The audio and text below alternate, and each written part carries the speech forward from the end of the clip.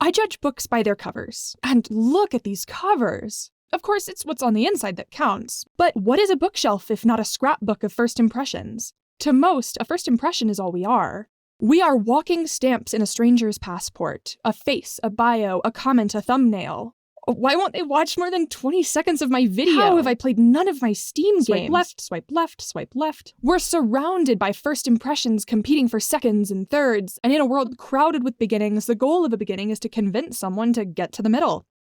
You will rejoice to hear that no disaster has accompanied the commencement of an enterprise which you have regarded. Blah, blah, blah, It's all right, blah, blah, but it doesn't blah, have blah, that. blah. Swipe left, swipe left, swipe. Hooks and tutorials and trailers, every notification, every every autoplay, beginning, every every title, every you read won't more believe button what comes comes- at you minute won't believe 14. Please click our Burger King ad. Which beginning should I bother to middle? And how to get through the middle to the end when there are all these beginnings lying around with their own middles and ends?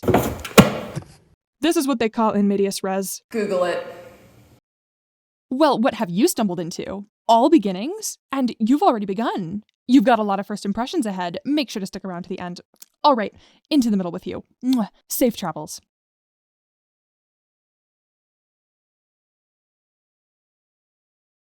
There are so many ways to begin a story. At its most basic, a story has 3 stages: the beginning, the middle, and the end. Based on this, there are 3 types of beginning. The most common being to begin at the beginning, ab ovo, or from the egg. A character might be introduced alongside their family, their environment is described perfectly, the audience is immediately provided with all the context of the surrounding events. Think Twilight. But this isn't always the case. Star Wars Episode 4 A New Hope is a perfect example of what you call in media res, which is a Latin term meaning in the midst of things. The story begins with conflict, keeping the audience hooked and providing further context to the setting through the film. Why are they fighting? Who are the Empire? Why is Luke such an annoying little bitch? Lastly, a story can begin at the end. This is called a frame story or a flash forward. A good example of this is the movie Fight Club, beginning with Edward Norton deep-throating a gun and giving the viewer context as to how things came to be. I'm still not really sure I understand this movie.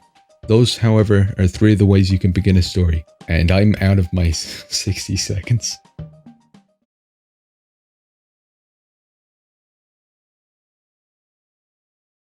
I'm ProkoCat, and this is VG Amazing, my series on video game music appreciation. Beginnings being the theme, what better part of a game to examine than the title?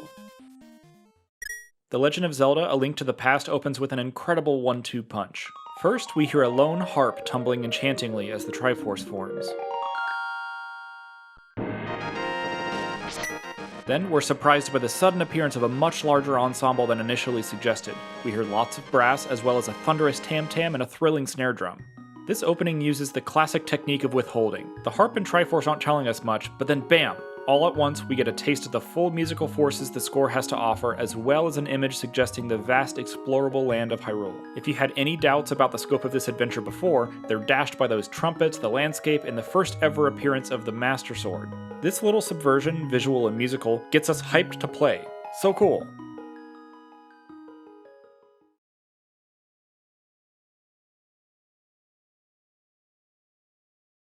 El Camino, well, the end in many regards, is really a new beginning for Jesse Pinkmann that can teach us about life in an inspirational way. As I sat down on a Friday night to finally end my Breaking Bad binge with El Camino, I experienced many feelings that made me reflect on life. It's a very introspective and meditative film, as nitty-gritty as it is. We see the once young and excited Jesse break free from the shackles of Walter White and become his own man. You can literally feel the emotional baggage in the atmosphere of this movie as Jesse does everything in his power to escape to Alaska. I think you can really apply this movie to real life, where accepting that life is all suffering, we're always going to get bombarded with so much crap that's going to be thrown at us. And if you sit back and accept the good with the bad, you can let go of the superficial things and remember the privilege of existing. And for Jesse, that's all he has left. With great power and great responsibility always, Joe.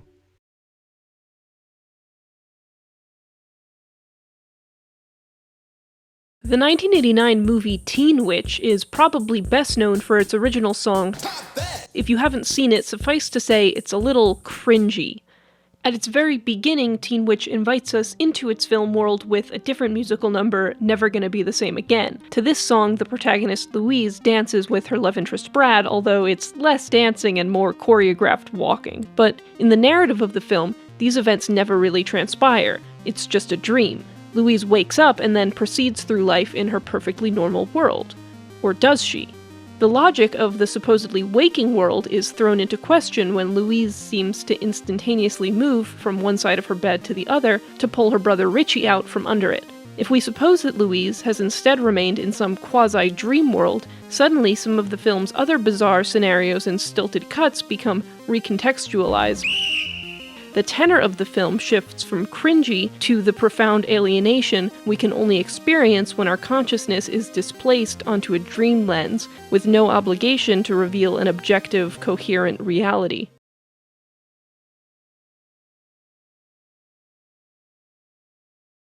This is the first photographed image of someone giving the finger. Pictured old Haas Radborn flip the bird during a joint team picture, but its origins trace back so much further than that. You, like myself, have probably been told all of your life that this all started in France in 1415, with English soldiers gesturing in the Battle of Agincourt. The French would cut off middle fingers of captured Englishmen to prevent them from using their longbows. So if any Englishmen still had their middle finger and saw a Frenchman, they would flaunt that finger loud and proud. But what if I told you this was all completely fictional? You sit on a throne of lies. In ancient times, this gesture was instead used as a degrading symbol for intercourse. It represented a phallus with the finger being a shaft and the curled fingers being the balls. That's correct, dick and balls. This was likely related to everyone's favorite deity, Priapus, who you'll know for having a permanent erection. Yes, super fun at parties. On the flip side, Romans viewed this as a way to ward off the evil eye. Additionally, in ancient Greek comedy, it was used to insult a man who submits to anal. That's right, millennia have passed, technology's advanced, but men are still making the same pegging jokes. If you dig into all of the uses, it's mostly a bunch of foul-mouthed humor throughout history. I guess the saying should go that all roads lead to penis! It's just fascinating to think about all the false myths we were told to cover up the more adult origins of history. I guess we all have a lot of digging to do to find those weird backstories. Wait, it's all penis? Always has been.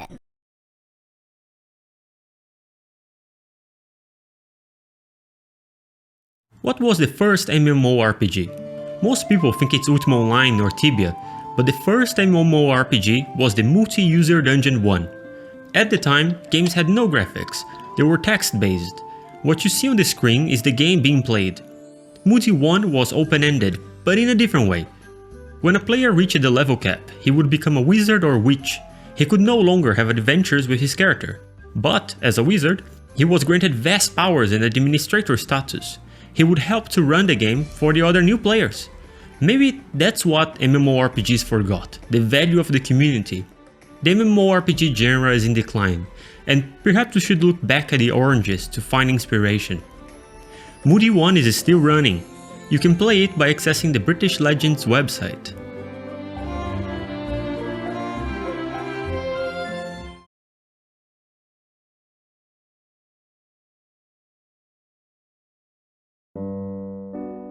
Makoto Shinkai is a filmmaker who tells stories about yearning for connection and the great distances people are willing to cross in order to get it.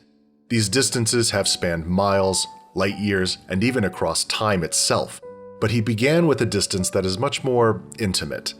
In Shinkai's first narrative short, She and Her Cat, the characters are rarely far apart, but for all their physical closeness, the cat still wants a deeper emotional relationship with the woman who brought him home. This cat loves his owner, but in many ways she will always be a mystery to him. And even at this early stage in his directing career, Shinkai imbues the film with his trademark sense of bittersweet dreaminess, which serves to make real the emotion of this longing. And the truth Shinkai has returned to in many films since this one is that there is always distance between people. And yet if the distance is always present, whether it's across the room or across the stars, then what choice is there but to reach across that distance and find someone to connect with?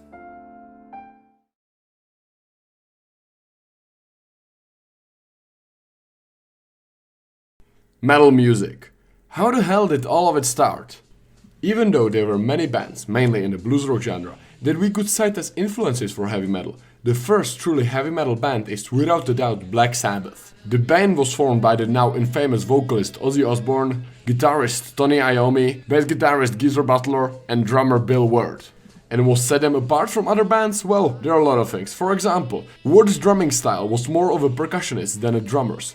Iommi was forced to base his riffs on root notes and power chords, because he lost the tips of his middle finger and ring finger in an accident with a steel cutter. Not to mention their dark aesthetic, Geezer's haunting lyrics, and Ozzy's very unique vocal tone. Their first three albums, Black Sabbath, Paranoid and Master of Reality, released in very quick succession, with the release dates being 1970, 1970 and 1971. And they are still very much worth the listen until today. And the rest is history. Thank you very much for hosting me in this collab. Goodbye.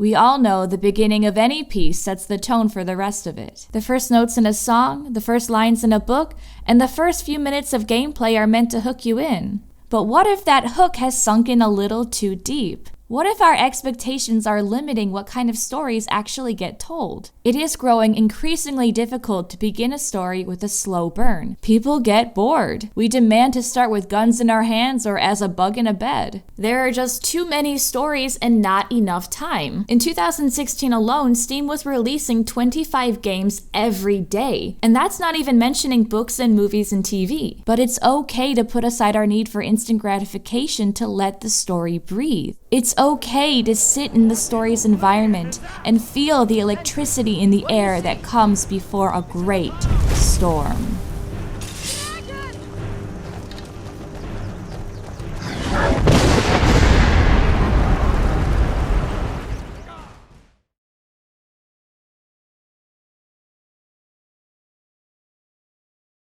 The roguelike is a video game genre where a full adventure is short, typically 30 minutes to a few hours. They mix up their content across multiple playthroughs, offering players seemingly infinite adventures. Roguelikes come with the risk where a death permanently ends the run, but each loss begets another beginning, which leads to an engaging circle of beginnings and endings.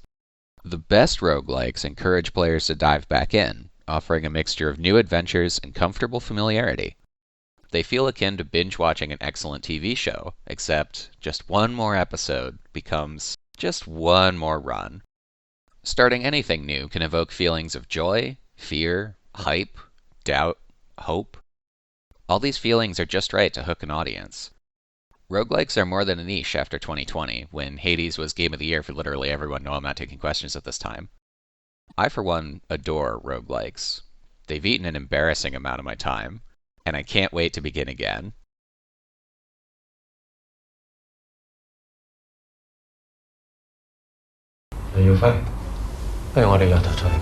Other words, Hope Her Wings says to fight and happy together. The film is about beginnings, a new life in a new country, countless new jobs. The protagonist named Fight meaning beginning. Also metatextually, as director Wong Kar-wai was trying to begin a film career outside of Hong Kong due to fears of what will happen to the industry after Britain's handover of its colony to China in 1997. Nobody knows what will exactly happen. The queer, or more accurately Tongji communities of Hong Kong shared these anxieties and resisted Hong Kong's colonial past to begin anew, but found Hong Kong forever shaped by that past, alienated by both its mother country and the British colonisers. Released the same year as the handover, the film parallels this with the couple's act of escapism and renewal, plagued by past and present patterns of abuse. By beginning fresh, they restrict each other with fights, burdens, money mismanagement, and theft. Let's start the keyword over. The new is always caught in an endless cycle of the past by trying to reject it. But the film's ending, Fai returns to Hong Kong with a chance to begin contact with a new lover, one who moves forward to release the past souls.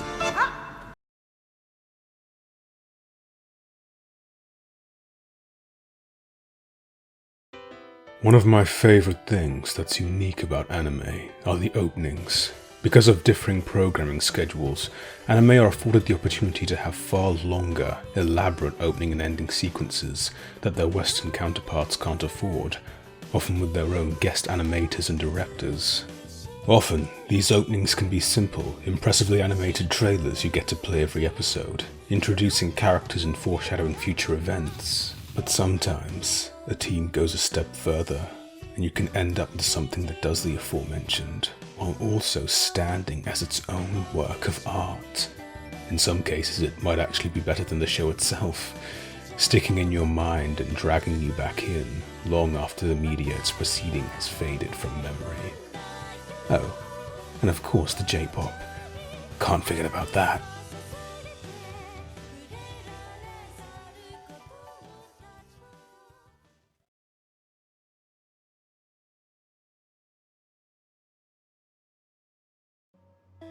The opening of the story-driven video game carries more responsibilities than any other piece of any other medium. Not only does the beginning of the game need to introduce a story's setting, characters, and motifs, but it also has to hook the player's interest both narratively and mechanically, whilst teaching them how to act. And you gotta go fast, as to not delay players who just want to play already. After all, this ain't everyone's first run. 3 critical notes to hit. Number 1, the narrative hook. That gets players invested in the fiction. Without immediate injustice to right, players will find themselves unmotivated, so the baddies need to score a point right out the gate. Number 2, palatable tutorialization. That teaches the basics without getting in the way of the interesting stuff. Too obvious or too big and the player ends up frustrated. And number 3, the mechanical hook. After the how to play, you need the why to play. This justifies why this idea best suits this medium. It's difficult to achieve all 3 factors of a satisfying game intro without compromising about one of them, so level 1 needs to be able to juggle. Example, MGR has 1 room of basic movement and basic combat for tutorialization. Intermediate, absurdist self-parody of a mecha fight as a vertical slice, and has the baddies make a fool of you to set up your titular motivation.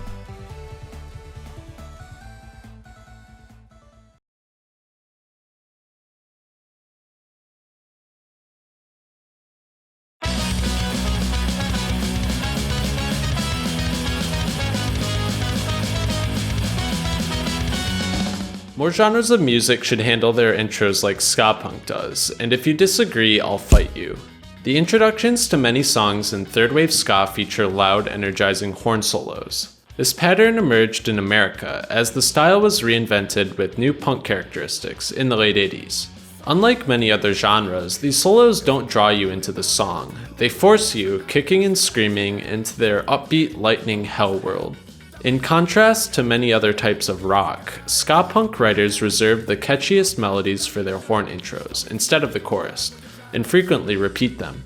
1990s mega hits like Goldfinger's Superman eat dessert first, going from its famous horn solo to the chorus, and only then get to the verse.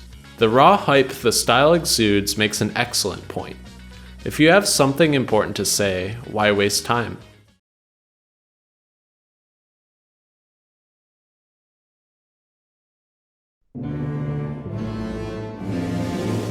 There's no turning back.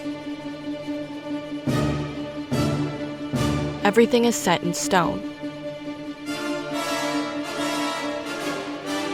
We've reached the point of no return. So where do we go from here? When a story begins at the end, what comes next can look very different depending on the goal of the story. It all began last May. If we start with the end and jump to the beginning right after, it creates a sense of dread. Fate has been sealed. Our hero will face his own demise no matter what. Sometimes we don't know that it's the end, and the beginning takes on a new meaning after we're done watching. Or we might be the cleanup crew, showing up long after everything is finished, trying to piece together what happened. Memory can be messy like that. But even if the ending has already been decided at the beginning, that doesn't mean we can't enjoy the time in between.